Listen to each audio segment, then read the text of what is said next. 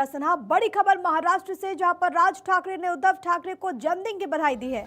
12 साल के बाद मातोश्री वो पहुंचे, उद्धव ठाकरे को उन्होंने बधाई दी। इससे पहले बालासाहब ठाकरे के निधन के बाद वो उस वक्त पहुंचे थे और उसके बाद पहली बार यहां पर पहुंचे हुए हैं। आपको ये बताते चले कि आज उद्धव ठाकरे का जन्मदिन है और इस मौके पर राज ठाकरे यहां पर पहुंचे थे। इससे पहले एक लंबे अरसे के बाद दोनों ने एक मंच साझा किया था मराठी अस्मिता को लेकर के, लेकिन ये तस्वीरें अपने आप में बेहद ज्यादा अहम हो जाती है। ये तस्वीरें महाराष्ट्र में दो भाइयों के मिलन को भी दिखाती है। ये भी बताती है कि जिन दो भाइयों में बालासाहब के लेगेसी को लेकर के, उत्तराधिकार को लेकर के जिस तरीके से अदावत हुई थी और एक लंबे अरसे तक आपने देखा कि कैसे दोनों भाई एक दूसरे से उस तरीके से बातचीत नहीं करते थे, किस तरीके से लगातार एक दूसरे पर हमलावर नजर आते थे। लेकिन सबसे पहले मराठी अस्मिता को लेकर के भाषा विवाद के बीच एक मंच पर दोनों नजर आते हैं और उसके बाद ये तस्वीरें जब उद्धव ठाकरे के जन्मदिन के मौके पर राज ठाकरे मनसे चीफ यहां पर पहुंचते हैं और इस दौरान उन्होंने जन्मदिन की शुभकामनाएं दी। परिवार के तमाम लोग मौजूद थे, जिनके साथ बाकायदा उन्होंने उद्धव ठाकरे का जन्मदिन भी सेलिब्रेट किया है।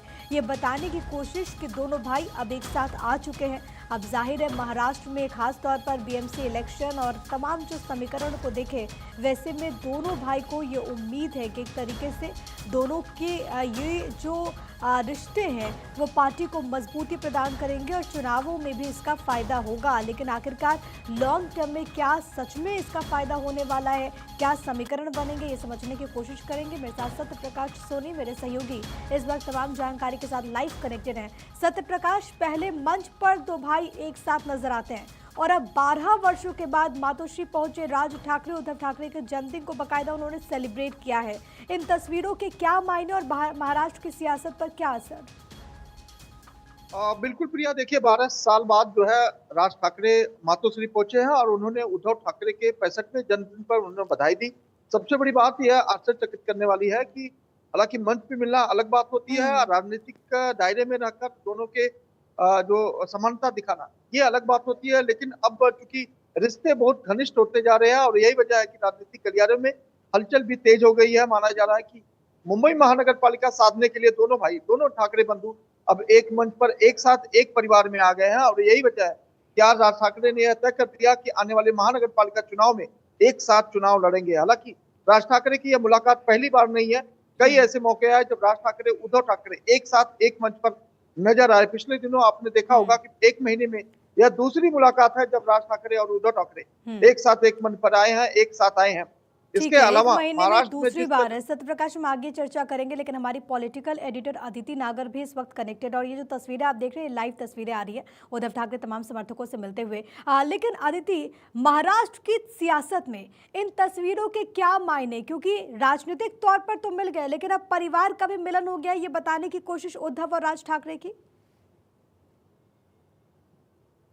तरीके से पिछले 5 सालों में यूं कह लें महाराष्ट्र की राजनीति जिस तरीके से बदली है, जिस तरीके से शिवसेना टूटी है, जिस तरीके से इंडिया गठबंधन के साथ उद्धव ठाकरे को आना पड़ा, ये तमाम स्थितियों को देखते हुए और आगे बीएमसी का चुनाव है, उस बीएमसी के चुनाव, क्योंकि देखिए राजनीति में कुछ भी यूं ही नहीं हो जाता।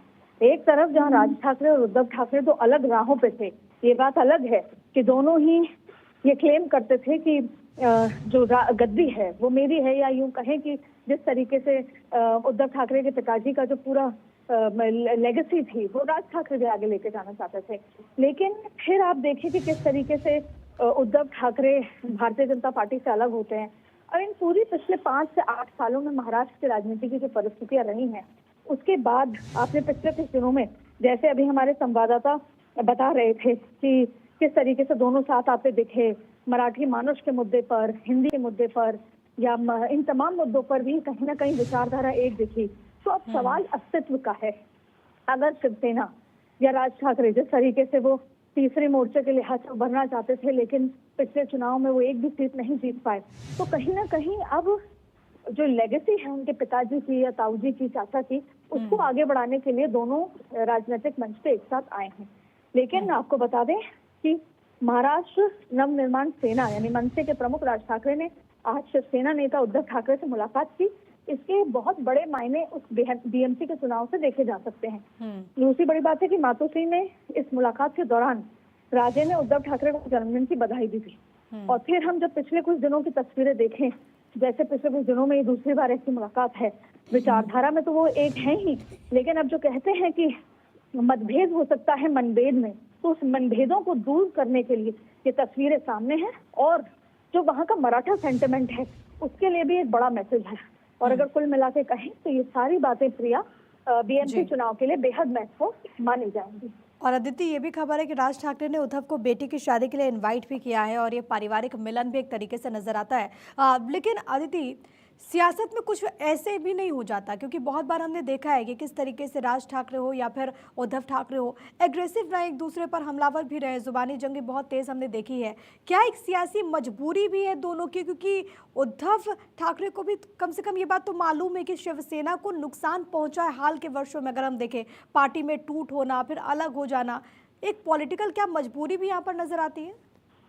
बिल्कुल, देखिए, और महाराष्ट्र के पिछले 8 सालों की राजनीति ने तो पॉलिटिकल मजबूरियां, आप देखिए, कभी क्या सोचा जा सकता था कि उद्धव ठाकरे कांग्रेस के साथ आके खड़े होंगे? क्या कभी सोचा जा सकता था कि उद्धव ठाकरे यानी शिवसेना में फूट होगी और शिवसेना और भारतीय जनता पार्टी आमने सामने ऑपोजिशन के लिहाज से खड़े होंगे? इसको भी छोड़ दीजिए, क्या कभी सोचा था कि यही राजनीति है जिसमें कभी आरजेडी और जेडीयू मिलकर साथ चुनाव लड़ेंगे? या कभी सोचा गया था कि पीडीपी और भारतीय जनता पार्टी साथ मिलकर सरकार बनाएंगे? तो ये जो सारे हम उदाहरण पर चर्चा कर रहे हैं, ये वो उदाहरण हैं जिसमें देश में लोगों को एक झटका लगा था कि क्या ये भी संभव है। और शायद तभी से कहा गया कि राजनीति में सब कुछ संभव है। और अब जब राज ठाकरे को ये समझ आया कि कहीं ना कहीं उनका तीसरा मोर्चा खड़ा नहीं हो पाया, पिछले चुनाव में उनको असलियत नजर आई, फिर शिवसेना के उद्धव ठाकरे जो हैं यूबीटी वाले, उनको भी ये समझ आया कि कहीं ना कहीं अब मुझे पारिवारिक मजबूती, क्योंकि देखिए पहले भी शिवसेना इसलिए थी क्योंकि परिवार मजबूत था, विचारधारा मजबूत थी। अब कहीं ना कहीं जो ये विचारधारा डाइल्यूट हुई और कांग्रेस के साथ जाके खड़ी हो गई, उसने उद्धव ठाकरे की विचारधारा, उद्धव ठाकरे की कार्यप्रणाली पर एक बड़ा सवाल खड़ा किया था। ठीक है तो अदिति, हम आगे इस पर चर्चा करते रहेंगे। फिलहाल के लिए आपका बहुत शुक्रिया। सीधे अपने दर्शकों को तमिलनाडु लिए चलते